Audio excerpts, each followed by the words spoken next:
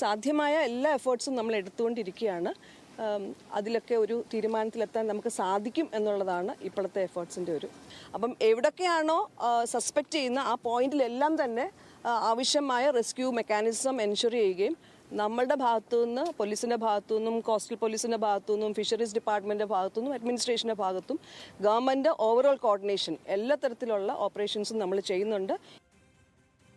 Navy നടത്തുന്ന പരിശോധനയിൽ ഗൗതമിനെ കണ്ടെത്താനാകുമെന്നാണ് പ്രതീക്ഷയെന്ന് അമ്മ രേഷ്മ ന്യൂസ് മലയാളത്തോട് പറഞ്ഞു. പരിശോധനയ്ക്ക് നേവി എത്തിയ സാഹചര്യത്തിൽ തൽക്കാലം നിരാഹാര സമരത്തിന് ഇല്ലെന്നും രേഷ്മ പറഞ്ഞു.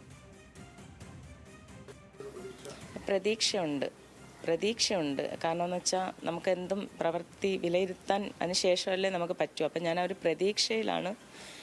എനിക്കത് ശുഭമാക്കി, അതായത് എൻ്റെ മോൻ്റെ ബോഡി കണ്ടെത്തി തരാൻ കഴിയുമെന്നൊരു പ്രതീക്ഷയിലാണ്. എനിക്ക് വിശ്വസിക്കുന്നു ഞാൻ അതിനെ. അപ്പോൾ അത് പിന്നെ എൻ്റെ പ്രതീക്ഷ എല്ലാം നമുക്ക് അവസാനം വിലയിരുത്താൻ നമുക്ക് കഴിയുന്നത് അതിന് ശേഷം മാത്രമല്ല. അപ്പോൾ ആ ഒരു പ്രതീക്ഷയിൽ ഞാൻ പ്രാർത്ഥനയോടുകൂടി കൂടെ കൂടുന്നു.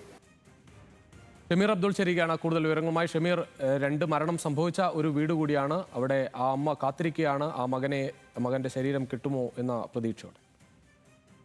തീർച്ചയായിട്ടും ആ പ്രതീക്ഷയ്ക്ക് ഇന്ന് 10ാം ദിവസമാണ്.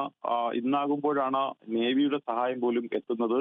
കഴിഞ്ഞ ദിവസം സുരേഷ് ഗോപി തന്നെ ഇതിനകത്ത് ഈ വിഷയത്തിൽ നേരിട്ട് ഇടപെടുകയും ഈ അമ്മയുമായി സംസാരിക്കുകയും ചെയ്തു. അതിന്റെ അടിസ്ഥാനത്തിലാണ് ഇപ്പോൾ നേവിയുടെ INS കൽപ്പേനി കപ്പൽ ഈ തീരത്തെത്തി രാവിലെ മുതൽ തന്നെ തിരച്ചിൽ ആരംഭിച്ചിരിക്കുന്നു. ഒപ്പം തന്നെ കോസ്റ്റ് ഗാർഡിന്റെ ഹെലികോപ്റ്ററുകളും തിരച്ചിലിൽ പങ്കെടുക്കുന്നുണ്ട്.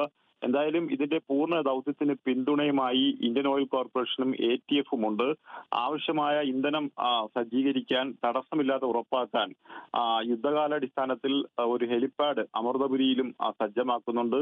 കൊല്ലം ആശ്രാമ മൈതാനത്തും ഈ നേവിയുടെ ഹെലികോപ്റ്ററുകൾ ഇറങ്ങിക്കഴിഞ്ഞാൽ അവിടെ നിന്നും ഇന്ധനം പൂർണ്ണമായും ഫില്ല് ചെയ്തുകൊണ്ട് വീണ്ടും തിരച്ചിൽ നടത്താനുള്ള സംവിധാനത്തിലേക്ക് ഉള്ള കാര്യങ്ങളാണ് ഇപ്പോൾ നടത്തി വരുന്നത്. എന്തായാലും കഴിഞ്ഞ ദിവസം ഇത്തരത്തിൽ നേവി എത്തിയില്ലെങ്കിൽ നിരാഹാര സമരം നടത്തുമെന്ന് ഗൗതത്തിന്റെ അമ്മ രേഷ്മ പറഞ്ഞിരുന്നു.